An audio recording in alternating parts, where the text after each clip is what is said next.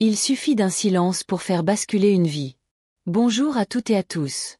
Je m'appelle Colette Martin, j'ai aujourd'hui 84 ans, et si je prends la parole aujourd'hui, c'est parce que certaines douleurs ne doivent plus rester cachées. Ce que je vais vous raconter, je ne l'ai confié à personne pendant plus de 60 ans. Pas même à mes enfants. Pas même à moi-même, parfois. Avant de commencer, je vous invite à liker cette vidéo, à vous abonner à cette chaîne, et à m'écrire en commentaire d'où vous m'écoutez. Est-ce que vous êtes à Lille? À Marseille? À Bruxelles peut-être? Savoir que mes mots voyagent loin, ça me réchauffe le cœur. Je suis née dans un petit hameau de Corrèze, à 2 kilomètres de Tulle, entre les vallées et les bois. Un village où tout le monde se connaissait, où les gens vivaient avec peu, mais avec fierté. Mon père était facteur, ma mère tenait une petite épicerie dans notre maison. On n'était pas riches, mais j'ai grandi avec des tartines chaudes, des histoires au coin du feu, et une vraie tendresse entre frères et sœurs. J'étais l'aînée de 4 enfants. Petite, je rêvais de devenir sage-femme. J'avais vu ma mère aider une voisine à accoucher un jour d'hiver, et depuis, je n'ai jamais oublié le cri du bébé, ni la force tranquille dans les mains de ma mère. Mais en 1955, dans un village comme le nôtre, une fille ne faisait pas de longues études. On apprenait à coudre, à faire le pain, à obéir. À 18 ans, mon destin s'est scellé. Mon père m'a appelé un soir dans la cuisine, après avoir fermé la boutique. Il m'a dit, « Jean Dupuis veut t'épouser. C'est un bon parti. Il est maçon, il a déjà un terrain pour bâtir. Il est sérieux, poli, et il ne boit pas trop. » Jean avait 30 ans, il en paraissait plus. Grand, les épaules larges, toujours en veste même en été. Je le connaissais de vue, on se croisait à la messe ou au marché. Il ne parlait pas beaucoup. J'ai eu envie de dire non, mais j'ai regardé ma mère, le regard baissé, silencieuse. J'ai compris que ma réponse n'était pas attendue. On m'avait choisi une vie. Notre mariage s'est déroulé un samedi d'octobre 1955, sous un ciel gris, avec les nappes brodées sorties pour l'occasion. Les gens du village ont dansé, mangé du civet de lapin et bu du vin rouge jusqu'à tard. Moi, j'ai souri sur les photos, mais je ne me souviens que d'un nœud au ventre. Au début, Jean était correct. Pas tendre, jamais un mot doux, mais il ramenait de l'argent, faisait son travail. Je faisais le ménage, les repas, je lavais ses chemises à la main dans la rivière. Le soir, on s'asseyait en silence. Lui lisait le Populaire du Centre, moi je tricotais. Mais très vite, l'exigence est devenue froideur. Puis la froideur, colère. Il critiquait mes plats. T'as encore raté les pommes de terre. Il inspectait la maison comme un chef inspecte une caserne. Il ne m'a jamais touché tendrement, pas même le soir de noces. Et surtout, il n'y avait aucun amour. Quand je suis tombée enceinte, j'ai cru que les choses allaient changer. Qu'un enfant adoucirait Jean, le rendrait heureux. J'ai imaginé une vie nouvelle. Une maison pleine de rire, de jeux, de vie. Mais Jean n'a pas souri. Il a juste dit, « Tu feras en sorte que ce soit un garçon. » Et là, j'ai compris. J'étais un ventre, une servante, une présence silencieuse dans une maison qu'il voulait propre et contrôlée. Devant le village, il me tenait par le bras comme un trophée. « Ma femme fait le meilleur ragoût du coin, » disait-il. Mais à la maison, il claquait la porte derrière lui. Je n'avais pas le droit de parler pendant les repas, sauf pour répondre oui ou non. Je suis devenue une ombre dans ma propre vie. Ce n'est que le début. La suite, vous allez la découvrir avec moi, pas à pas. Une histoire de peur, de survie, mais aussi de renaissance. Je suis tombée enceinte de mon premier enfant à la fin de l'hiver 1956. Ce fut une grossesse difficile. Je vomissais souvent, je dormais mal, et je devais continuer à entretenir la maison comme si de rien n'était. Jean n'a jamais posé une main sur mon ventre. Il n'a jamais demandé si j'allais bien. Il disait simplement que je devais rester en forme, pour ne pas donner naissance à un avorton. Ce genre de phrase était devenu son langage quotidien. Il ne me battait pas. Pas encore. Mais ces mots étaient des coups. Des phrases sèches, humiliantes, remplies de dédain. Il me comparait à sa mère, une femme qu'il vénérait, et me répétait que je n'étais pas à sa hauteur. Que j'étais lente, molle, inutile. Notre fils, Jérôme, est né un matin d'octobre, sous une pluie fine. L'accouchement s'est passé à la maison, avec la sage-femme du village. Jean était dehors à couper du bois. Quand elle lui a annoncé que c'était un garçon, il a juste dit « Très bien ». Je me souviens encore du regard de la sage-femme. Elle avait posé le bébé sur ma poitrine, et elle m'a chuchoté. Tu vas devoir être forte. Elle avait compris. Les mois ont passé. Jean ne voulait pas que je quitte la maison sans lui. Même pour aller au marché, il fallait son autorisation. Il prétendait que c'était pour ma sécurité. En réalité, il ne voulait pas que je parle aux autres. Il ne voulait pas que je dise ce qui se passait dans notre maison. Il disait que les femmes du village étaient des langues de vipères et que je n'avais rien à faire avec elles. Moi, j'ai tout fait. Je vivais enfermée entre 4 murs, avec un bébé dans les bras et la peur dans le ventre. La première gifle est arrivée un soir de mars. Jérôme avait 9 mois. J'avais oublié de repasser une de ses chemises. Il est rentré plus tôt que prévu, a ouvert le placard, et a vu la chemise en boule sur une chaise. Il n'a rien dit. Il est venu vers moi, calmement, et il m'a frappé. Pas un cri. Pas une insulte. Juste une gifle, nette, froide, qui m'a projeté contre la table. J'ai chuté, heurté le sol. Jérôme a pleuré. Jean a soupiré, a attrapé sa chemise, et est monté à l'étage. Je ne suis pas allé voir ma mère. Je n'ai rien dit à personne. À qui aurais-je pu parler? Dans ce village, une femme qui se plaignait de son mari était une mauvaise épouse. Et moi, j'étais seule. Seule dans ma maison, seule dans mon corps. Les années ont défilé. J'ai eu un deuxième enfant, une fille que j'ai appelée Lucie. Elle était douce, fragile. Jean ne l'aimait pas comme il aimait Jérôme. Il disait qu'elle était trop sensible, trop capricieuse. Il la laissait pleurer dans son berceau pendant des heures. Moi, je me précipitais pour la consoler dès qu'il tournait le dos. Je faisais tout pour protéger mes enfants de sa colère, mais je ne pouvais pas les protéger de l'atmosphère. La peur flottait dans chaque pièce. Le moindre bruit faisait sursauter Lucie. Jérôme commençait à reproduire les gestes de son père. Il haussait le ton, exigeait, commandait. À 5 ans, il m'avait dit « Papa dit que tu ne fais jamais rien comme il faut ». C'est là que j'ai compris. Il n'y avait pas que moi qui souffrais. C'était toute la maison qui était malade. Je n'avais pas d'argent à moi. J'en gardais tout. Il me donnait une somme fixe chaque semaine pour faire les courses, et je devais tout noter. Si un sou manquait, il exigeait des explications. Je faisais le marché avec la peur au ventre, calculant chaque centime, rayant les produits sur ma liste comme si ma vie en dépendait. Et souvent, c'était le cas. Je ne dormais presque plus. Je restais éveillée tard, une lampe posée sur la table, recousant des chemises, préparant les repas du lendemain, pleurant en silence. Jean dormait dans la pièce d'Axe en grave côté, le ronflement lourd d'un homme qui ne doutait de rien, qui ne portait aucune culpabilité. Je commençais à m'éteindre. Je ne me reconnaissais plus dans le miroir. Mes joues étaient creusées, mes yeux cernés. À 24 ans, Jean paraissait 40. Je ne rêvais plus. Je ne lisais plus. Je ne chantais plus en préparant le dîner. J'étais devenu un robot, un corps fonctionnel qui s'activait selon ses ordres. Et pourtant, personne ne voyait rien. Ou peut-être que tout le monde voyait, mais personne ne disait rien. Dans les villages, les murs ont des oreilles. Mais la honte est plus forte que la compassion. Un jour, ma sœur est venue me voir. Elle avait senti que quelque chose n'allait pas. Je lui ai dit que tout allait bien. Elle a insisté. J'ai baissé les yeux.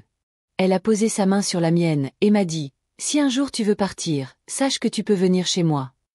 C'était la première fois que quelqu'un m'ouvrait une porte. Mais je ne l'ai pas franchie. Pas encore. Je croyais encore que je pouvais arranger les choses. Que si je faisais tout parfaitement, il finirait par m'aimer. Je vivais dans un monde de mensonges que j'avais construit pour survivre. Jusqu'au jour où il a fait quelque chose qu'on ne pouvait plus ignorer. C'était un dimanche soir de novembre. Le vent soufflait fort, les volets claquaient. Jérôme et Lucie étaient au lit, blottis sous leur couverture. J'avais passé la journée à préparer un ragoût, laver les draps, repasser ses pantalons, tout ce qu'il attendait sans jamais dire merci. Jean était rentré du bistrot, l'odeur du vin rouge collée à son manteau. Je savais qu'il ne fallait pas le contrarier ces soirs-là. Je faisais tout pour que la maison soit silencieuse, rangée, sans un seul objet déplacé. Mais il était de mauvaise humeur. Il a jeté son manteau sur la chaise, renversé un verre, et s'est mis à râler sur le bois mal empilé dans la cour. J'ai dit doucement que j'avais essayé de le rentrer pendant qu'il pleuvait, mais que le tas était trop lourd pour moi. Il m'a regardé d'un air méprisant. « T'es bonne à rien », a-t-il craché. Puis il s'est approché. Je savais ce qui venait, mais je n'ai pas bougé. Il a levé la main, et cette fois, il n'a pas giflé. Il m'a frappé au ventre avec son poing. La douleur a été fulgurante. Je me suis pliée en deux. J'ai glissé au sol, haletante. Les enfants ont entendu le bruit. Lucie a crié.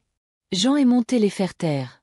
Je suis restée au sol plusieurs minutes, incapable de respirer. Mon esprit s'est détaché de mon corps. J'ai pensé à mes parents. À ma mère qui m'avait dit un jour, « Tu verras, Jean, c'est un homme solide. Il saura te faire une vraie vie. » Quand il est redescendu, il m'a enjambé, pris une bouteille d'eau et allumé la radio. Comme si rien ne s'était passé. Ce soir-là, j'ai su que je ne pourrais plus vivre ainsi. Je n'ai pas dormi. J'ai veillé toute la nuit dans la cuisine, les bras autour de moi, grelottante, le visage marqué. À l'aube, je suis allée voir Jérôme. Il dormait encore, le front plissé. Lucie dormait à moitié sous son lit, comme si elle se cachait du monde. J'ai compris que ce n'était plus seulement moi qu'il détruisait. C'était eux aussi. Il les modelait par la peur, les façonnait dans le silence. Le lendemain, j'ai tenté de parler à Jean. Je lui ai dit que j'avais besoin de repos, que je voulais aller chez ma sœur une semaine. Il m'a ri au nez. Tu crois que tu vas me planter là avec les gamins? T'as perdu la tête? T'es ici pour servir, pas pour te promener. Et puis il a ajouté une phrase qui allait me hanter pendant longtemps. Si jamais tu pars, je te retrouverai. Et je jure que tu ne reverras jamais les enfants. C'était dit calmement. Pas une menace en l'air. Une promesse. J'ai reculé. J'ai dit que j'avais mal compris. Que je resterais. Mais dans ma tête, un mécanisme s'était enclenché. Je ne savais pas encore comment, mais je devais partir. Et cette fois, pour de bon. J'ai commencé à cacher de l'argent. De petites pièces, quelques billets glissés entre deux torchons, au fond d'un bocal à confiture vide. Je faisais semblant d'avoir tout dépensé au marché. Il ne vérifiait pas toujours. Je devenais rusée. Discrète. Méfiante. Je me suis rapprochée de ma sœur, discrètement. Une lettre cachée dans un pain qu'un voisin devait lui livrer. Un mot bref. Prépare une chambre. Bientôt. Elle a compris. Mais rien n'est jamais simple. Parce qu'un soir, alors que je croyais tout sous contrôle, Jean a trouvé l'un de mes billets. Il est entré dans la cuisine avec le morceau de papier à la main. Il avait le visage fermé, sans colère apparente. Il l'a posé sur la table, et m'a regardé fixement. T'économises pour fuir, Colette. J'ai senti mon cœur s'arrêter. J'ai ouvert la bouche. Rien n'est sorti. Tu veux m'humilier? Me voler mes gosses? Il a reculé la chaise. Lentement. Il m'a dit de m'asseoir. Et pendant 10 minutes, il m'a parlé d'un ton calme, glacial, implacable. Il m'a décrit tout ce qu'il ferait si je partais. Comment il mentirait à la gendarmerie. Comment il dirait que j'étais folle, que je battais les enfants. Il m'a dit que personne ne me croirait. Que les femmes qui quittent leur mari ne gagnent jamais. Il avait raison. En 1960, dans notre région, la loi ne protégeait pas les femmes comme moi. Et lui, il avait tout, l'image, le respect, le silence du village. J'ai pleuré cette nuit-là, mais pas pour moi. Pour Lucie. Pour Jérôme. Pour leur avenir. Et pourtant, je ne pouvais pas renoncer. J'ai recommencé à économiser. Encore plus discrètement. J'ai appris à mentir avec aplomb, à sourire comme si tout allait bien. Je n'étais plus une épouse. J'étais une prisonnière en fuite, une résistante de l'ombre. Et un jour, le destin m'a donné une ouverture. Petite. Fragile. Mais assez pour m'y engouffrer. C'était un jeudi matin de mai. Jean était parti très tôt sur un chantier à Brive-la-Gaillarde. Il ne rentrerait pas avant la tombée de la nuit. Je le savais. J'avais observé ses habitudes, noté ses trajets. Je connaissais ses horaires mieux que les miens. Ce jour-là, j'ai pris la décision. J'ai préparé Jérôme et Lucie comme d'habitude, les ai habillés, nourris. Mais au lieu de les laisser jouer dans le jardin, je leur ai dit doucement de rester près de moi. Je leur ai mis leur petit sac en toile sur le dos. J'avais préparé quelques vêtements, un peu de pain dur, une gourde d'eau. Et surtout, les billets que j'avais réussi à cacher pendant des mois, cousus dans la doublure de ma jupe. J'avais écrit une lettre, la veille, à Jean. Une lettre courte. Pas pour m'expliquer, pas pour me justifier.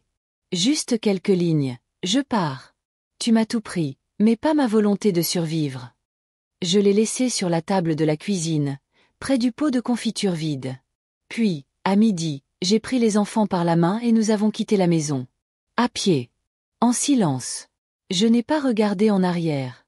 J'ai marché pendant plus de 3 heures jusqu'au village voisin. Là-bas, une vieille amie de ma mère tenait une pension modeste. Je l'avais aidée un été quand j'étais jeune, je savais qu'elle avait bon cœur. Elle m'a reconnu tout de suite. Elle m'a regardé longuement, puis m'a ouvert la porte sans un mot. Je me suis effondrée dans ses bras. Elle nous a hébergés 3 nuits. Le deuxième soir, elle m'a dit qu'un gendarme était passé poser des questions. Il avait l'air nerveux, mal à l'aise.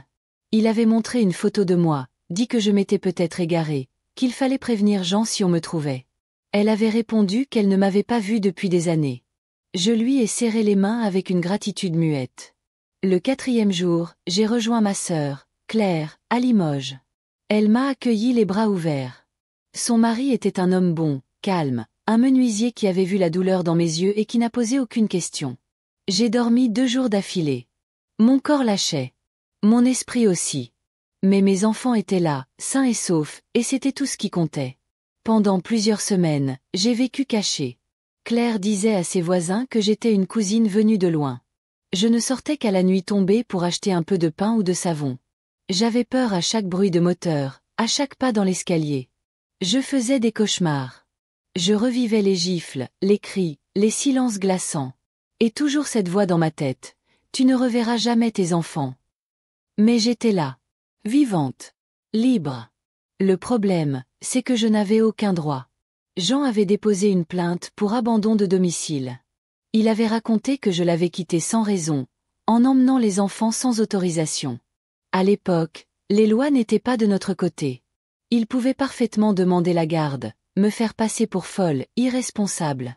Je n'avais pas de travail, pas de logement, pas de statut légal. Juste mon témoignage. Et à cette époque, la parole d'un homme valait plus que celle d'une femme battue. J'ai commencé à chercher du travail. Tout ce que je pouvais. J'ai lavé des sols, cousu des boutons, nettoyé des vitrines.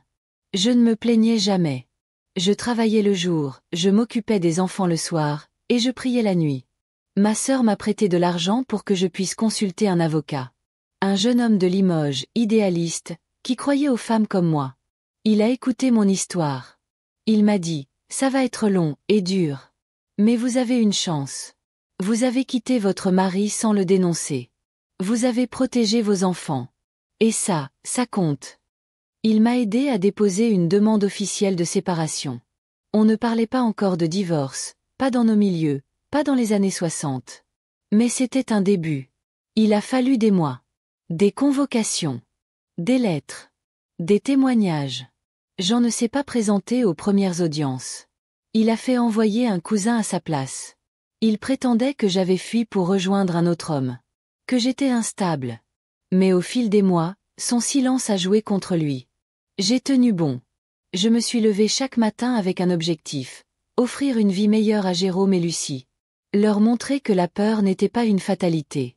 J'ai fini par trouver un poste de femme de ménage dans un petit hôtel à la gare de Limoges. Le patron était sec, mais honnête. Il m'a payé correctement. Grâce à cet emploi, j'ai pu louer une chambre pour moi et les enfants.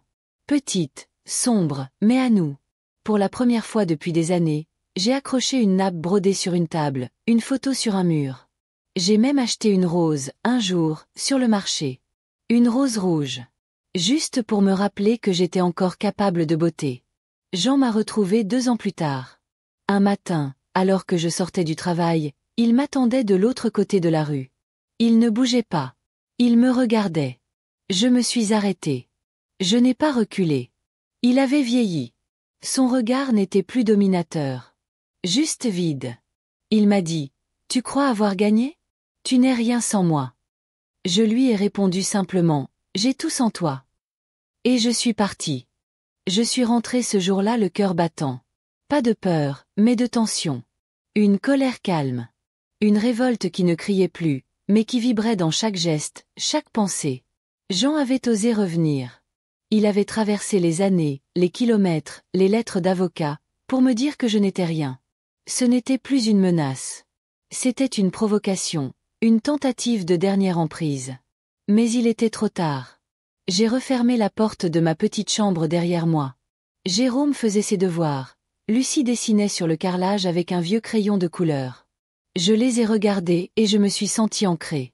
Mon présent était là, dans ces deux enfants silencieux qui m'avaient vu tomber, mais qui me verraient me relever. Cette nuit-là, j'ai pris une décision. J'ai demandé à mon avocat d'accélérer la procédure de séparation. Plus d'hésitation, plus de patience stratégique. Je voulais que ce soit clair, net, inscrit. Je ne lui appartenais plus. Pas moralement, pas légalement. J'étais prête à affronter les tribunaux. J'étais prête à tout raconter, à déposer, à lever le voile sur ces années de silence. Il n'aurait plus jamais le droit de me regarder comme une chose. Les mois suivants ont été intenses. J'ai témoigné devant le juge. J'ai raconté les gifles, les humiliations, les nuits dehors, les enfants terrorisés. Il y avait des témoins. Ma sœur. La voisine du village. Même la vieille pensionnaire chez qui j'avais trouvé refuge au début. Tous ont confirmé mes paroles. Jean a tenté de se défendre. Il a menti. Parlé d'infidélité, de paranoïa, de crise de nerfs. Mais sa voix sonnait creuse. Le monde changeait doucement. Les juges aussi. En décembre 1962, j'ai reçu un courrier officiel. La séparation de corps était prononcée. Je gardais la garde exclusive des enfants. J'en avais plus aucun droit de regard. C'était une victoire. Pas une revanche. Une délivrance. J'ai pleuré ce soir-là. Pas dans la douleur. Pas dans la peur. Mais dans une fatigue profonde. Comme si tout mon corps, toute mon âme s'autorisait enfin à lâcher. Jérôme est venu me serrer dans ses bras. Il avait 9 ans. Il ne comprenait pas tout.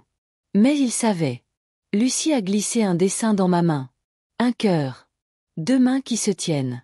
Et une phrase mal écrite. Maman est forte. Je l'ai accroché au mur à côté de mon lit. Les années ont passé. Lentement d'abord, puis avec cette rapidité qui vous surprend quand vous avez trop longtemps vécu à genoux. J'ai changé de travail. Une femme qui venait régulièrement à l'hôtel m'a proposé un poste dans une maison de retraite privée. Un peu plus loin, à Saint-Junien. Le travail était dur, mais j'étais formée. Je savais penser, laver, écouter. Et surtout, j'étais respectée. Je gagnais mieux ma vie. J'ai pu inscrire Jérôme à l'école technique dont il rêvait. Lucie a commencé le piano dans une association. Elle jouait chaque soir quelques notes hésitantes sur un clavier d'occasion que j'avais acheté en plusieurs fois. J'avais enfin une vie à moi. Pas parfaite. Pas paisible tous les jours. Mais une vie choisie. Un jour, une résidente de la maison de retraite m'a demandé si j'étais mariée. Je lui ai répondu que non. Elle a haussé les sourcils, comme si cela l'étonnait.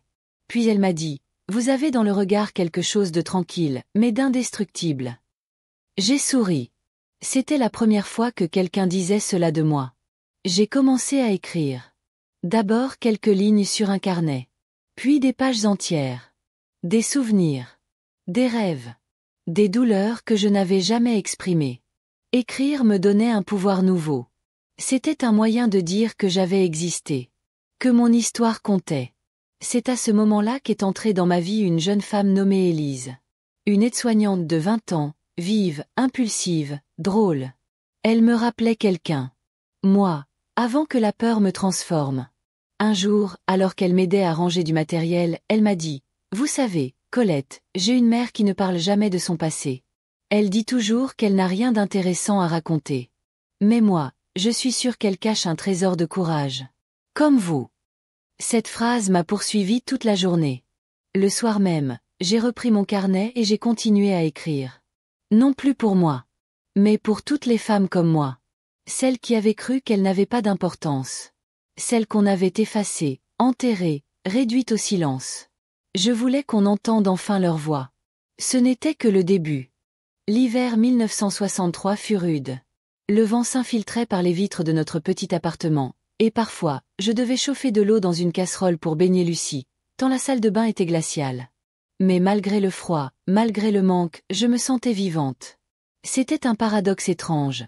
J'avais si peu matériellement, mais intérieurement, je renaissais. Je travaillais encore à la maison de retraite, de nuit cette fois. C'était épuisant. Je commençais à 19 heures, je rentrais à 6 heures du matin.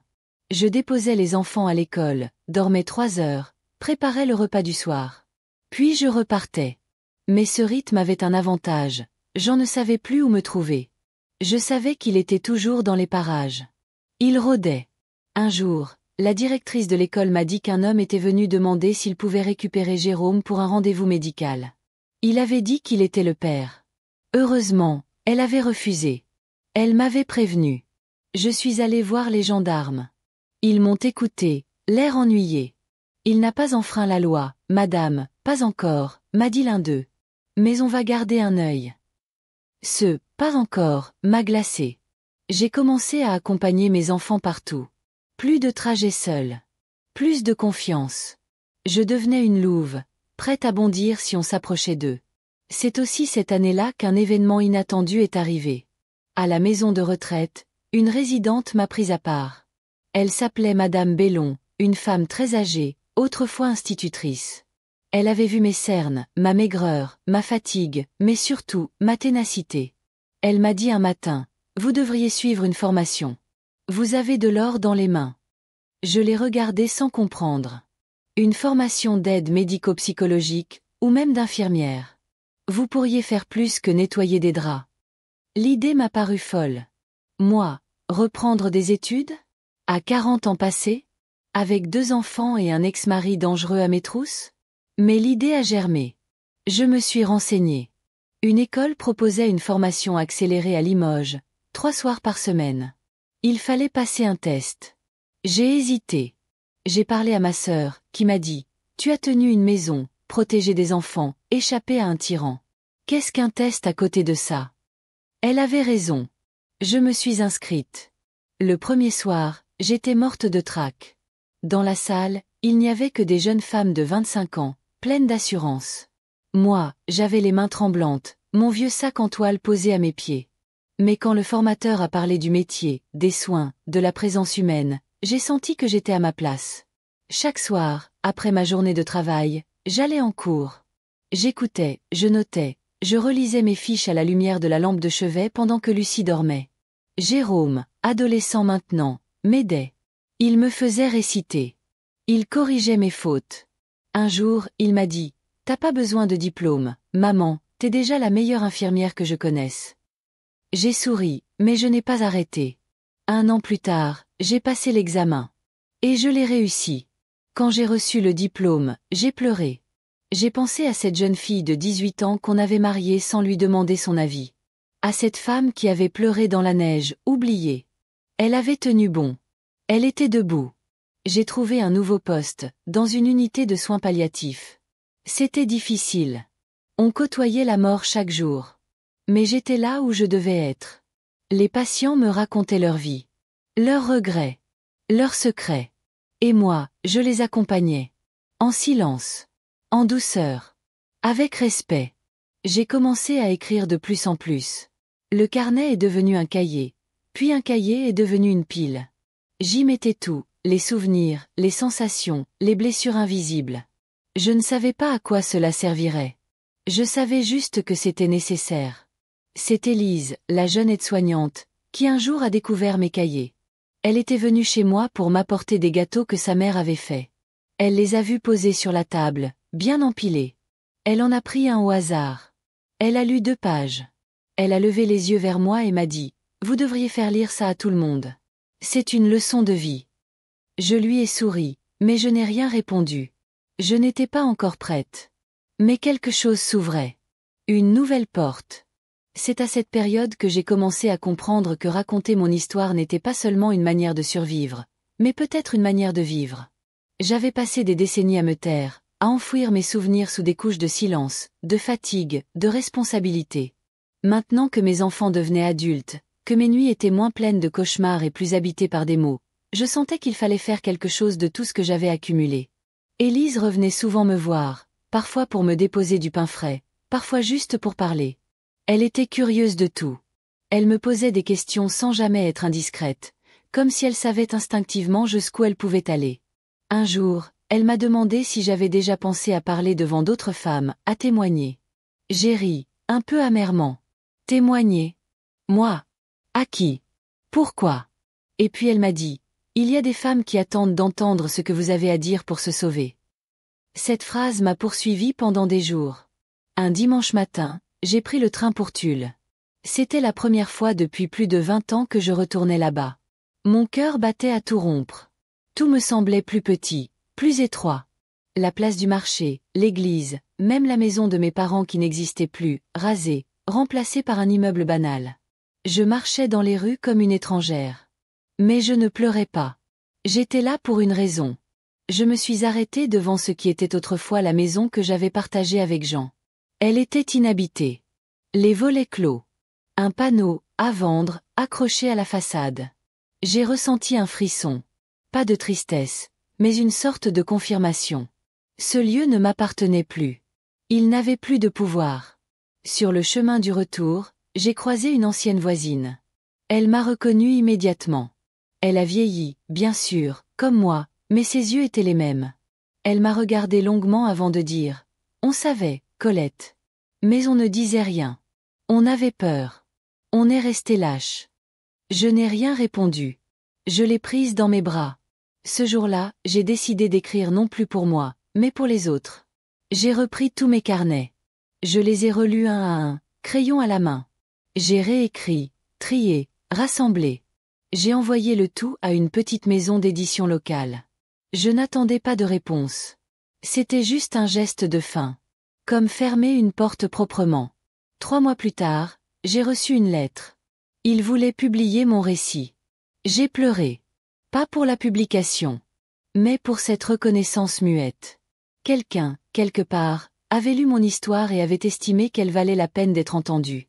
Le livre est sorti sous un pseudonyme. Je ne voulais pas que mes enfants soient mêlés à tout cela. Jérôme était devenu professeur de technologie dans un collège près de Clermont-Ferrand.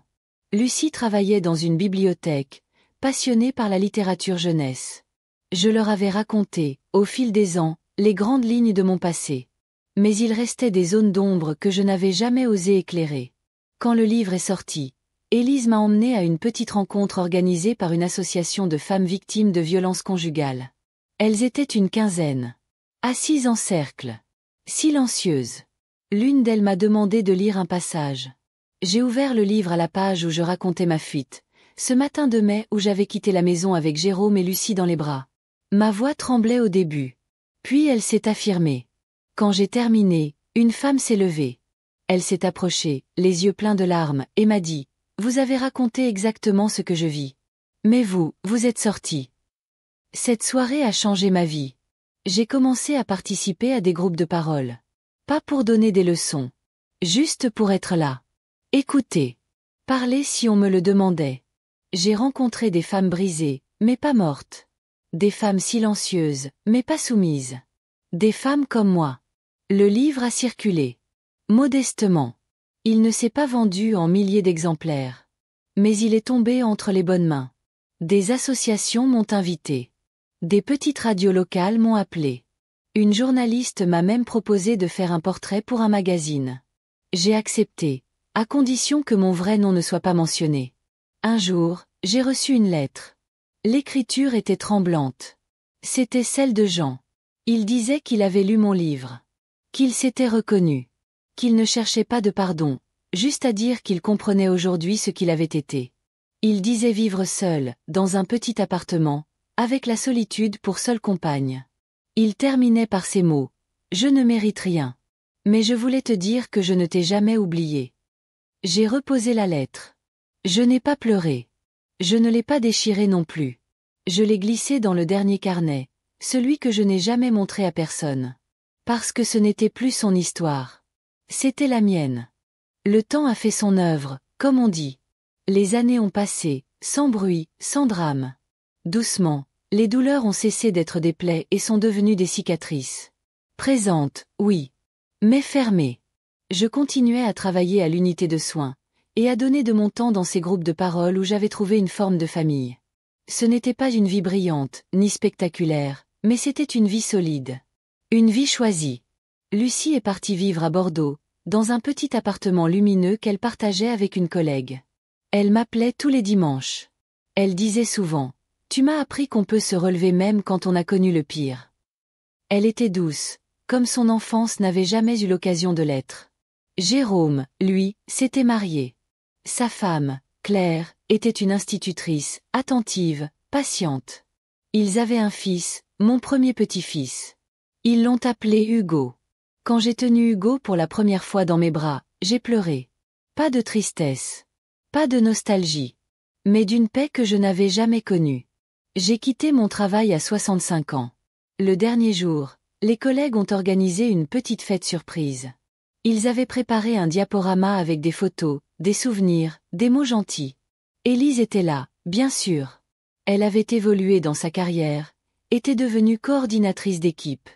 Elle m'a serré dans ses bras longuement et m'a dit « C'est toi qui m'as donné envie de rester dans ce métier ». Je suis rentrée chez moi ce soir-là, le cœur apaisé, mais aussi un peu vide. Pour la première fois depuis longtemps, je n'avais plus de rôle, plus d'horaire, plus d'obligation. Je me suis retrouvée seule avec mes pensées. Alors j'ai repris l'écriture. Mais cette fois, ce n'était plus pour revenir en arrière. C'était pour transmettre. J'ai commencé à écrire des lettres. Pas des lettres qu'on envoie, non. Des lettres adressées à d'autres femmes. À celles que je croisais dans les groupes, à celles que je n'avais jamais rencontrées mais dont je reconnaissais la douleur dans les yeux. Des lettres ouvertes, anonymes, mais remplies de vérité. J'en ai posté quelques-unes sur un forum discret, sous un pseudonyme. Puis sur un blog. Juste quelques lecteurs au début.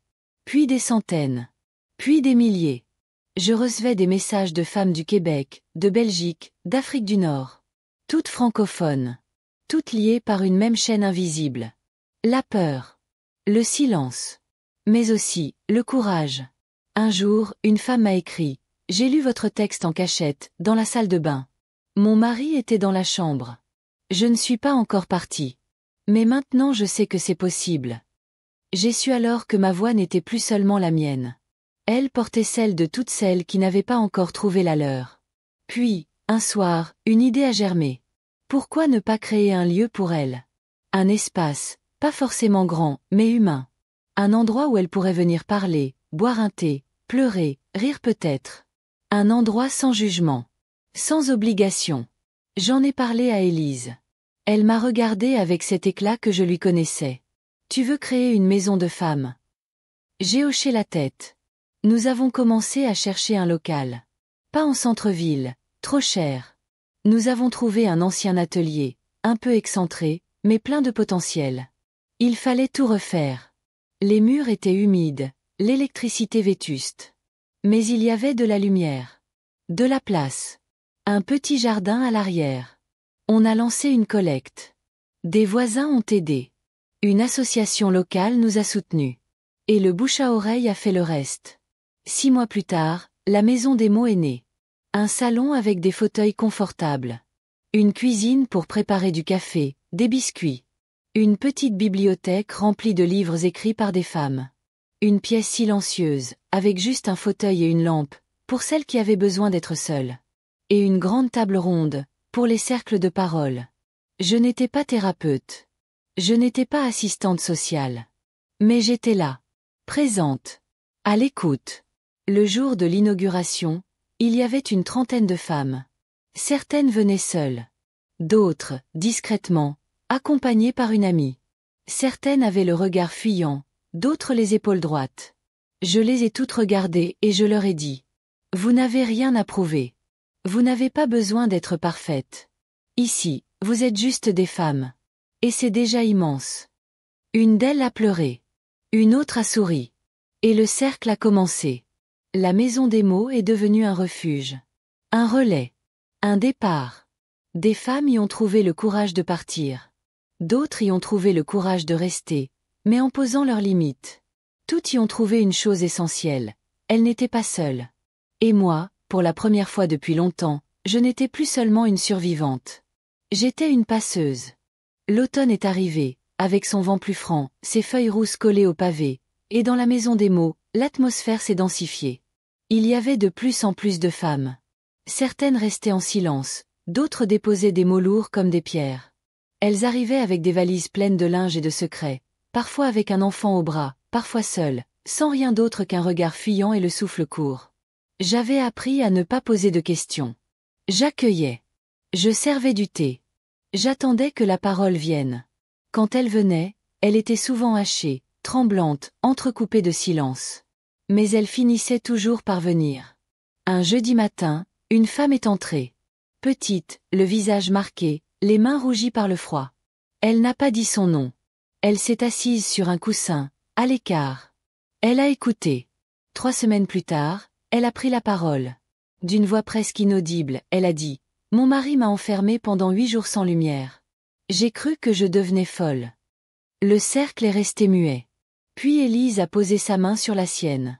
La femme a baissé la tête. Mais elle est revenue le lendemain.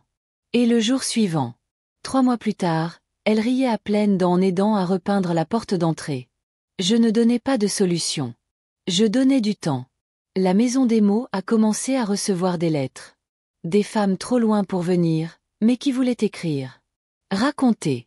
Elle m'appelait Madame Colette, ou simplement « toi, qui me comprends ». Une m'a écrit « Vous êtes ce que ma mère n'a jamais osé être ». Une autre « Grâce à vous, j'ai parlé à ma fille. Pour qu'elle ne répète pas. » Un jour, un journaliste de la radio locale est venu. Il voulait faire un reportage. Il avait entendu parler de cette maison où on se sent libre de pleurer. J'ai d'abord refusé. Puis, Élise m'a convaincue. Je suis passée à l'antenne un soir d'hiver. Ma voix tremblait, mais j'ai dit ce que j'avais à dire. Qu'aucune femme ne devrait avoir peur chez elle. Que l'amour ne blesse pas. Qu'on a le droit de partir. La semaine suivante, nous avons reçu 20 nouvelles lettres. Je continuais d'écrire, en parallèle. Pas des souvenirs cette fois. Des histoires inspirées de celles que j'avais entendues, vécues. Je changeais les prénoms, les lieux. Mais je laissais la vérité brute, intacte. J'ai envoyé un nouveau manuscrit à l'éditeur. Il m'a rappelé 3 semaines plus tard. Ce n'est pas seulement un livre, Colette. C'est un cri qui murmure. Le livre a été publié. Sous mon vrai nom cette fois. Il a touché plus de monde que le premier. Pas parce qu'il était mieux écrit, mais parce qu'il portait les voix de dizaines de femmes. J'ai été invitée à Paris, sur un plateau de télévision. Je n'y suis pas allée. J'ai répondu, si vous voulez entendre ma voix, elle est dans mes livres. Moi, je suis là où on me trouve sans caméra. Je restais dans ma ville, dans ma maison. Je cultivais des tomates dans mon jardin. Je cousais des rideaux pour la pièce d'accueil. Je triais des vêtements pour les femmes qui arrivaient sans rien. Et je continuais à écouter. Parfois, le passé revenait par bribes. Une odeur. Une voix. Un souvenir. Mais il ne me faisait plus peur. Il faisait partie de moi, oui. Mais il ne décidait plus pour moi. J'ai reçu un jour une carte postale. Aucune signature. Juste cette phrase. Tu m'as sauvé sans me connaître.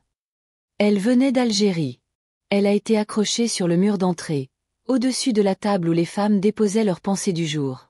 Je ne m'étais jamais sentie aussi utile, aussi entière. Un matin, Lucie est venue me voir à l'improviste. Elle avait les yeux brillants. Elle m'a dit, « Maman, j'ai lu ton 2e livre. Je n'avais jamais tout compris. Mais maintenant, je te vois. Tout entière. » Je lui ai serré la main. Je n'ai pas su répondre. Le soir même, j'ai ouvert un nouveau carnet. J'ai écrit. C'est étrange de se découvrir à 70 ans passés. Comme si enfin, on entrait dans sa propre vie. Et cette fois, ce n'était pas une confession. C'était un acte de naissance. Le printemps suivant, la maison des mots avait changé de visage. Les murs repeints, les plantes dans le jardin arrière qui commençaient à fleurir, une étagère pleine de livres que des femmes avaient laissés en partant. Certaines revenaient de temps en temps, pour dire bonjour, pour remercier, pour déposer un gâteau ou un mot discret. D'autres ne repassaient jamais. Mais elles laissaient toujours une trace. Je me levais chaque matin avec une forme de paix que je ne connaissais pas avant. La paix qui vient quand on ne doit plus se cacher. Quand on ne ment plus à soi-même. Je n'avais plus besoin de fuir. Je n'avais plus peur qu'on découvre ce que j'avais traversé. Au contraire. C'était devenu ma force. Un jour, Élise est arrivée en courant, tout essoufflée, les joues rouges. Elle m'a dit, « Colette, il faut que tu viennes voir ça. » Je l'ai suivie dehors. Dans le jardin, une dizaine de femmes formaient un cercle autour de l'une d'elles qui lisait un poème. C'était un texte que j'avais écrit des années plus tôt, dans un de mes carnets. Élise l'avait imprimé et affiché sur le mur intérieur sans me le dire. Maintenant, il vivait, dans la bouche d'une autre, dans la résonance de voix différentes. J'ai écouté sans bouger. Et j'ai compris que mes mots m'avaient dépassé. Une semaine plus tard, une jeune femme est venue me voir après une réunion. Elle avait 25 ans, à peine. Elle portait des vêtements trop larges, un visage fermé. Elle m'a dit doucement: « J'ai tout quitté la semaine dernière. C'est votre histoire qui m'a décidé. » Je l'ai regardée longtemps, sans rien dire. Puis je lui ai simplement demandé: « Et maintenant ?» Elle a souri faiblement. « Maintenant, je veux apprendre à vivre. » C'est là que j'ai compris que je n'étais plus seulement une rescapée, ni une témoin. J'étais devenue une semeuse. Je plantais quelque chose. Dans les esprits. Dans les ventres. Dans les silences. Un jour, un appel inattendu est arrivé. Une maison d'édition parisienne voulait republier mon premier livre, sous mon nom cette fois, avec une préface de Lucie. J'ai hésité. J'ai dit non. Puis j'ai dit peut-être. Et enfin j'ai accepté. Pas pour la gloire. Mais parce qu'il était temps d'assumer entièrement mon récit. Lucie a écrit la préface. Elle l'a écrite avec pudeur et sincérité. Elle y disait: « Ma mère a été brisée. Mais elle n'a jamais été détruite. Elle nous a élevés dans la dignité, même quand elle n'avait plus rien. Ce que je suis aujourd'hui, je le dois à sa force muette. » Quand j'ai lu ces mots, j'ai pleuré pour la première fois depuis des mois. Pas de douleur. Pas de peur. Mais de gratitude. Le livre est ressorti. Il a circulé. J'ai reçu des lettres de filles, de mères, même d'hommes qui disaient: « Je n'avais jamais compris ce qu'on impose aux femmes. » L'un d'eux a écrit: « Mon propre silence me fait honte. Mais maintenant, je parle. » Je ne cherchais plus à changer le monde. Je voulais juste que chaque femme qui souffre sache qu'il existe une sortie. Même étroite. Même lointaine. Un soir, alors que je fermais la maison des mots, j'ai trouvé une enveloppe glissée sous la porte. Elle ne portait pas de nom. À l'intérieur, il y avait une photo ancienne. Une femme, un bébé dans les bras. Derrière, écrit au stylo bleu: « Vous m'avez donné la force que je n'ai pas eue autrefois. Je vous passe le flambeau. » J'ai compris que la chaîne ne s'arrêterait pas avec moi. Et c'était bien ainsi. Je suis rentrée chez moi. J'ai allumé une bougie. J'ai ouvert mon carnet. Et j'ai écrit: « J'ai mis 60 ans à comprendre que ce n'est pas la douleur qui nous définit. C'est ce que nous faisons de cette douleur. » Les jours se suivaient, plus calmes désormais, mais jamais vides. Chaque matin, je retrouvais un rythme simple: ouvrir les volets, préparer un café, marcher jusqu'à la maison des mots, allumer les lumières, respirer. Ce lieu n'était plus seulement un refuge pour les autres, il était devenu une extension de moi-même. Un lieu vivant, ancré, tissé de centaines d'histoires superposées comme les couches d'un tissu ancien et précieux. Un vendredi d'avril, une femme est arrivée. Elle avait la cinquantaine, l'allure soignée, le regard trop poli. Elle a demandé si elle pouvait s'asseoir un moment. Je lui ai préparé un thé, comme toujours, et je suis allée m'installer en face, sans rien dire. Elle a bu lentement. Puis, au bout de longues minutes, elle a levé les yeux et dit: « J'ai mis 30 ans à m'avouer que j'étais battue. » Je n'ai pas répondu. Elle n'avait pas besoin de conseils. Elle avait seulement besoin d'un témoin. Alors j'ai été ça, une oreille. Elle est revenue chaque semaine, toujours un peu plus légère. Un jour, elle est entrée avec une chemise sous le bras. Elle m'a dit qu'elle écrivait elle aussi. Je lui ai proposé de lire son texte lors du cercle du mardi. Elle a refusé. Mais elle m'a tendu les pages. Je les ai lues à sa place. Sa voix à travers la mienne. Elle pleurait, mais elle tenait droite. Elle est repartie debout. C'est ce qui comptait. Je regardais ces femmes comme on regarde une forêt renaître après un feu. Pas dans l'excitation, mais dans le respect silencieux de la résilience. J'avais moi aussi besoin de continuer à semer. Alors j'ai proposé à Élise de monter un programme d'atelier d'écriture. Pas pour faire des écrivaines, mais pour que chacune puisse tracer sa ligne, dire: « J'étais là. Voici mon passage. » La première séance n'a attiré que 3 femmes. La deuxième, 10. À la 5e, nous avons dû pousser les murs. Elles écrivaient avec rage, douceur, pudeur. Parfois 3 lignes, parfois 20 pages. Ce n'étaient pas des histoires bien construites. C'étaient des vérités. Et c'était plus forte encore. Lucie m'a offert un ordinateur. J'ai appris à taper. Lentement au début, avec un seul doigt. Puis avec plus d'assurance. Je recopiais les textes, les classais, les archivais. Nous avons fait un recueil. Une couverture simple, un titre choisi collectivement, les femmes qu'on n'a pas vues. On l'a imprimé à 50 exemplaires. Offert aux associations, aux médiathèques. C'était modeste. Mais c'était un acte de transmission. Un matin, j'ai reçu un appel. Une maison des femmes à Marseille voulait m'inviter pour une lecture. Je n'y étais jamais allée. Le trajet me fatiguait à l'avance. Mais quelque chose me disait d'y aller. J'ai pris le train avec Élise. 6 heures de voyage. Le paysage défilait lentement, et moi, je sentais tout ce que j'avais traversé, tous les départs, les fuites, les nuits sans sommeil, revenir comme une vague paisible. La rencontre a eu lieu dans une petite salle, pleine de chaises en plastique et de sourires discrets.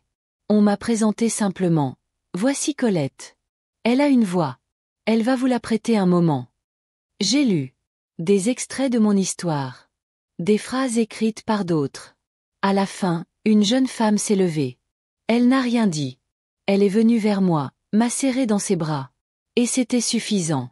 De retour chez moi, j'ai trouvé dans ma boîte aux lettres une lettre sans timbre, déposée à la main. Une écriture maladroite. Un homme. Il écrivait « J'ai été ce que vous décrivez. Je ne sais pas comment demander pardon à celle que j'ai détruite. Mais je voulais vous dire que j'apprends, grâce à vous. » J'ai reposé la lettre. Pas pour oublier. Mais parce que je savais que ma tâche n'était pas de réparer les hommes.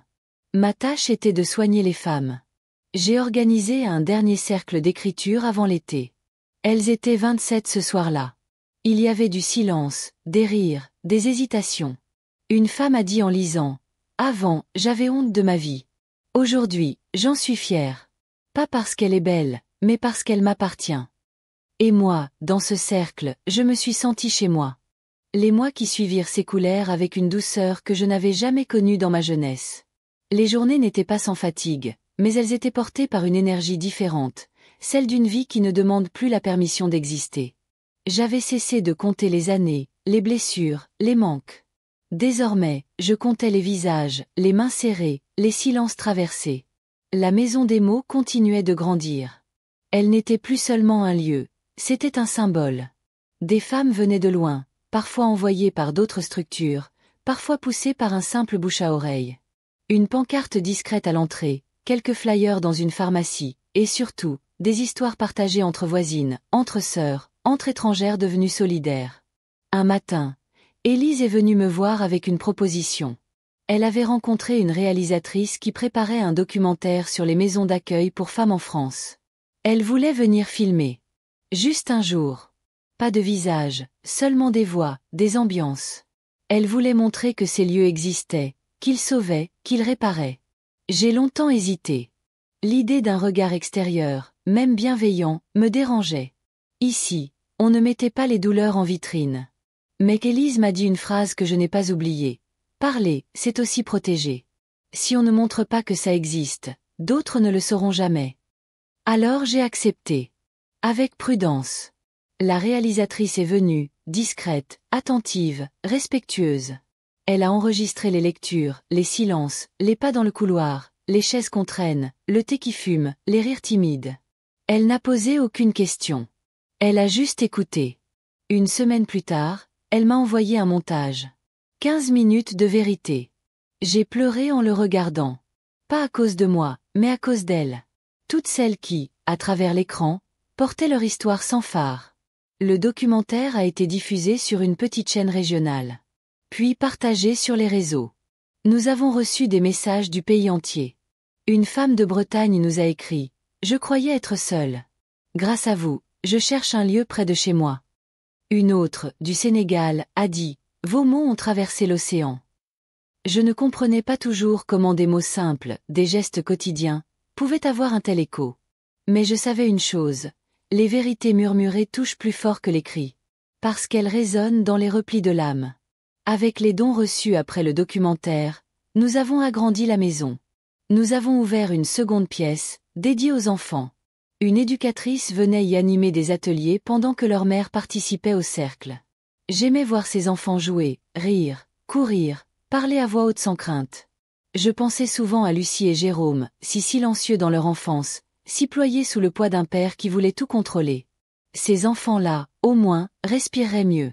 Un soir, après une réunion un peu plus longue que d'habitude, j'ai trouvé Élise assise seule dans le jardin. Elle regardait les étoiles. Je me suis assise à côté d'elle, et elle m'a dit simplement, « Je suis fatiguée. Mais je suis heureuse. » J'ai souri. Moi aussi. Elle m'a regardée, puis a dit, « Tu as changé ma vie, Colette. » J'ai voulu répondre, mais elle a levé la main. Je sais que tu vas dire que je l'ai changée toute seule. Mais sans toi, je n'aurais jamais cru que c'était possible. Je n'ai pas insisté. Parfois, il faut juste laisser les mots faire leur travail. Ce soir-là, j'ai compris quelque chose d'essentiel. Il ne suffit pas de survivre pour guérir. Il faut aussi transmettre. Créer du sens à partir de ce qui nous a brisés. Offrir une main, même tremblante, à celle qui marche juste derrière nous. Je continuais à écrire, bien sûr. Mais mes carnets changeaient de ton. Moins de noirceur, plus de lumière. Je notais les détails. Une femme qui chantait en rangeant la vaisselle. Une autre qui, pour la première fois, avait mis du rouge à lèvres. Ces petits riens devenaient des victoires. Un matin, Lucie m'a appelé.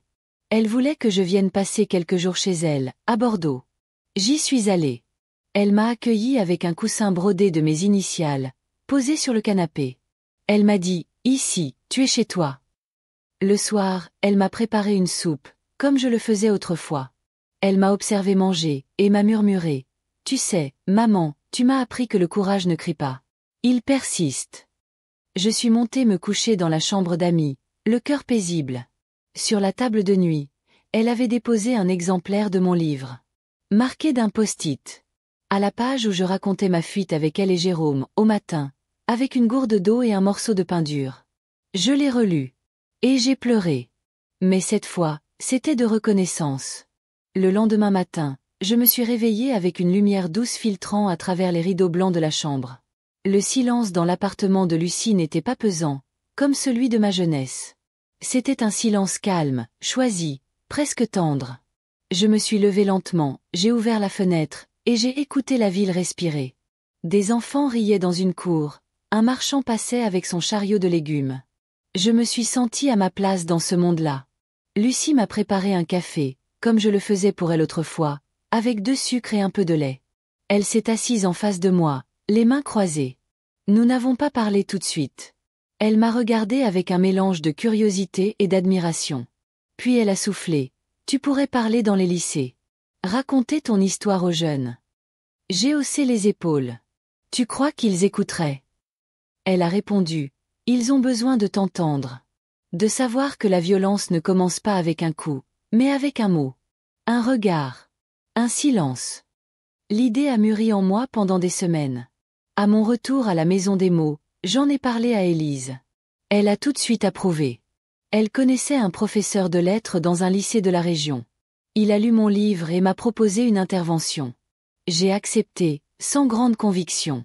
Mais le jour venu, devant ces adolescents assis en rang, certains distraits, d'autres concentrés, j'ai senti un frisson que je n'avais pas ressenti depuis longtemps. Je leur ai parlé sans fioriture. De la jeune fille de 18 ans qu'on avait mariée sans lui demander son avis. Du silence. De la peur. De la honte. Et puis de la fuite. Du courage. De la reconstruction. Je n'ai pas vu leur téléphone. Je n'ai pas vu Dieu baisser. Je n'ai vu que des visages figés, attentifs, et dans certains, une lumière vacillante. À la fin, une jeune fille m'a approché. Elle avait 15 ans, un sweat trop large et les bras croisés. Elle a murmuré. « Je crois que ma mère vit ce que vous avez vécu. » Elle a demandé si elle pouvait m'écrire. Je lui ai tendu l'adresse de la maison des mots. Tu peux même venir, si elle ne peut pas. À partir de là, les interventions se sont enchaînées. Parfois dans des lycées. Parfois dans des centres sociaux. Dans des bibliothèques. Dans des petits villages comme celui où j'étais née. Partout, la même soif de comprendre, d'entendre ce que les livres d'histoire ne racontent pas. Je ne me présentais jamais comme une militante. Juste comme une femme qui avait survécu et qui refusait de laisser les autres sombrer dans le même silence. La maison des mots a dû agrandir encore. Cette fois, une grande pièce polyvalente, pour accueillir plus de monde, organiser des ateliers, des conférences. Une bénévole a proposé de tenir une permanence juridique. Une autre a monté un atelier théâtre. Une mère célibataire a lancé un jardin partagé. Un jour, Élise m'a dit, « Tu as créé un village. » Et j'ai pensé, oui. Un village comme celui qui m'avait abandonné, mais qui, cette fois, soutenait, écoutait, rattrapait. Jérôme est venu me voir à l'improviste un samedi après-midi. Il avait dans les bras une boîte en carton. Je suis tombée sur ça dans le grenier, m'a-t-il dit. À l'intérieur, des photos anciennes, des lettres, des cahiers d'école, un mouchoir brodé. Parmi ces souvenirs, il y avait une photo de moi, jeune mariée, le regard baissé, le sourire forcé. Il l'a tenue entre ses doigts, puis il m'a regardé. Je n'ai jamais su, maman. Je suis désolée. Je lui ai pris la main. Tu n'avais pas à savoir. Tu étais un enfant. Ce n'était pas ton rôle de protéger. Il a hoché la tête, les yeux embués. Nous avons passé l'après-midi à trier ces morceaux de passé. Certains douloureux, d'autres tendres. Et dans ce désordre d'archives, j'ai retrouvé une lettre que j'avais écrite sans jamais l'envoyer. Une lettre pour moi-même. Je l'avais rédigée dans le foyer où j'avais été envoyée après l'hôpital. Elle disait « Un jour, tu relèveras la tête. Et tu marcheras. Peut-être pas physiquement. Mais dans ta dignité. Dans ta force. » Je l'ai lue à haute voix. Jérôme a souri. « Tu l'as fait, maman. » Oui. Je l'avais fait. Et ce n'était pas fini. Les semaines qui suivirent ce moment avec Jérôme furent empreintes d'une forme de calme que je ne savais pas encore nommer. Peut-être était-ce une forme de réparation. Peut-être simplement le sentiment d'avoir été entendu par ceux que j'aimais. Ce n'était pas un pardon que je cherchais, ni même une reconnaissance. Juste une confirmation, que ma douleur passée n'avait pas été vaine, qu'elle servait à quelque chose, qu'elle avait donné naissance à une force qui me dépassait. À la maison des mots, les choses continuaient à se transformer. Les femmes qui y venaient depuis longtemps devenaient à leur tour des repères pour les nouvelles. Certaines proposaient des ateliers, d'autres s'occupaient de l'accueil. Celles qui avaient été accueillies devenaient accueillantes. Il n'y avait pas de hiérarchie, seulement un cercle qui s'agrandissait. Un jour, Élise m'a appelée dans son bureau. Elle avait les mains posées à plat sur la table, comme toujours quand elle allait me dire quelque chose d'important. Elle m'a regardée, puis a dit « On m'a proposé un poste dans une autre ville. Un centre plus grand, avec plus de moyens. C'est une belle opportunité. » J'ai senti mon cœur se serrer. Elle avait été à mes côtés pendant tant d'années. Elle avait vu naître ce lieu, l'avait porté, protégé. Mais je n'ai pas protesté. J'ai seulement dit « Tu as donné ici plus que ce qu'on aurait pu espérer. C'est le moment pour toi d'essaimer ailleurs. » Elle a souri, les larmes aux yeux. « Tu es la première personne que j'en informe. Je voulais que tu saches que sans toi, je n'aurais jamais été prête. » Nous avons passé la soirée ensemble, à parler de ce qui avait été construit, de ce qui resterait. Elle savait, comme moi, que la maison ne dépendait plus d'une ou deux personnes. Elle vivait par elle-même, portée par les récits et la confiance. Quelques semaines plus tard, une nouvelle coordinatrice a été nommée. Une jeune femme discrète, engagée, fine. Elle avait elle aussi traversé des épreuves. Et elle savait écouter. Je l'ai accueillie avec bienveillance. Je n'avais plus besoin d'être au centre. J'étais là, présente, mais prête à passer le relais. C'est aussi à cette période que j'ai décidé d'organiser une rencontre publique. Pas dans une salle, pas sur une scène. Juste dans le jardin de la maison, un dimanche après-midi. Chacune pouvait venir lire un texte, chanter, dire un mot, ou simplement écouter. Nous avons installé des chaises, des nappes, des pots de fleurs. Ce jour-là, il y avait une 50aine de personnes. Des femmes, des hommes, des enfants. Certains que je connaissais depuis longtemps, d'autres venus par curiosité ou par le bouche à oreille. Quand mon tour est venu de parler, je me suis levée lentement. Mes genoux grinçaient un peu, mais mon cœur était stable. Je n'ai pas lu un texte. Je n'ai pas raconté mon histoire. J'ai simplement dit. Nous avons tout été brisés, un jour. D'une manière ou d'une autre. Ce n'est pas la rupture qui nous définit. C'est ce que nous faisons des morceaux. Un silence a suivi, puis des applaudissements. Pas bruyants. Juste sincères. En fin de journée, une femme âgée est venue vers moi. Elle marchait difficilement, appuyée sur une canne. Elle m'a dit doucement. J'ai perdu ma voix il y a longtemps. Je croyais qu'elle ne reviendrait jamais. Mais aujourd'hui, en vous écoutant, j'ai senti quelque chose vibrer. Peut-être que ce n'est pas trop tard. Je l'ai prise dans mes bras. Ce genre de geste, autrefois si difficile pour moi, était devenu naturel. Le lendemain, j'ai reçu une lettre de Lucie. Courte. Simple. Elle disait, je pense à toi chaque jour. Ta force m'accompagne dans chaque décision. Tu m'as appris à ne pas fuir l'inconfort. À rester. À reconstruire. Je l'ai relu plusieurs fois. Je l'ai glissé dans un carnet, entre 2 pages pleines d'ébauches d'histoire. Ce soir-là, en fermant la porte de la maison, j'ai regardé les lieux. Chaque recoin me parlait. Chaque fissure était un souvenir, chaque rayonnage une preuve que la vie, même cabossée, peut fleurir. Je suis rentré chez moi avec le sentiment profond que la boucle n'était pas encore bouclée, mais qu'elle avait trouvé sa forme. Plus circulaire. Plus douce. Et dans mon carnet, j'ai noté. On ne guérit pas pour oublier. On guérit pour marcher aux côtés de celles qui n'ont pas encore trouvé la route. Le jour où j'ai su que j'étais prête à poser le dernier mot, il n'y avait pas d'orage, pas de bouleversement. C'était un matin comme un autre. Le soleil filtrait à travers les rideaux, l'odeur du café flottait dans la cuisine, et le silence de ma petite maison avait cette douceur familière, comme un châle posé sur les épaules. C'est dans ce silence-là que j'ai compris que tout ce que j'avais à dire avait été dit. Je me suis assise à ma table, comme chaque matin, avec mon carnet et mon stylo. Les pages blanches ne m'intimidaient plus depuis longtemps. J'ai écrit une dernière lettre. Pas à quelqu'un. Pas à une institution. Pas même à moi. Une lettre pour celles qui ne sont pas encore venues. Celles qui, quelque part, vivent ce que j'ai vécu. Qui n'ont pas encore trouvé la porte. Ni leur voix. Je leur ai dit. Vous êtes peut-être enfermés. Vous êtes peut-être muettes. Peut-être que chaque jour ressemble au précédent, et que vous ne voyez aucune issue. Je vous écris pour vous dire que la sortie existe. Ce n'est pas un escalier. C'est une fissure. Parfois minuscule. Mais suffisante. Et à travers cette fissure, il y a le monde. Il y a vous. Entière. Abîmée, peut-être. Mais pas perdue. Je l'ai recopié sur du papier crème. Je l'ai placé dans une enveloppe, sans adresse. Je l'ai déposé sur l'étagère de la maison des mots, là où d'autres femmes avaient laissé des messages, des dessins, des prières. Elle y resterait, peut-être des années. Peut-être qu'un jour, quelqu'un l'ouvrirait. Peut-être pas. Ce n'était pas important. Ce qui comptait, c'était de l'avoir écrite. Les mois ont suivi leur cours. La maison fonctionnait sans moi au quotidien. D'autres femmes tenaient les clés, organisaient les cercles, écoutaient. Je venais encore, de temps en temps. Pas comme fondatrice. Comme simple présence. Je m'asseyais au fond, une tasse entre les mains, et j'écoutais. Et parfois, quelqu'un demandait, « C'est vous, Colette ?» Et je souriais. Oui. C'était moi. Un matin, Jérôme m'a emmené voir la mer. Nous avions parlé de ce voyage depuis longtemps, mais jamais pris le temps. Il avait loué une petite maison à l'île d'Oléron.